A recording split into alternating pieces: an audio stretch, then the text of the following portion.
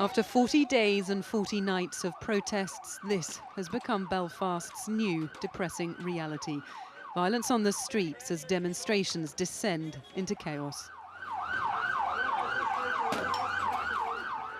Swathed in the Union flag and making their way home past a nationalist part of the city, loyalists clash with their neighbours. Violence then erupted at a frightening speed. As bottles and bricks rained down, police were forced to use baton rounds, trying to disperse the crowd of about 200. Once again, the police have come under sustained attack from these loyalist protesters.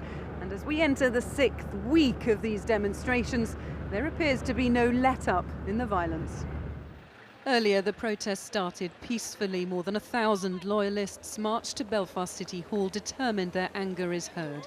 One protester told me it's no surprise, though, violence erupts. We're having peaceful protests, and then on the way home, the Republican community standing, throwing bottles, throwing golf balls at women and kids. You know, it's not on. Is it about you protecting yourself? Yes, it is. Mainstream unionists have so far been unable to control the trouble. Their support of peaceful protests is putting them in a difficult position. If they're not peaceful, what happens is that the message that people are protesting about is drowned out by the noise. And I said this during our conflict here. I said that, while guns and bombs are going off, nobody's hearing what we're saying. So, while people throwing petrol bombs or whatever, then that's the same case. Any calls for calm in East Belfast have largely been ignored. With no solution in sight, politicians are under increasing pressure to come up with something, and quick.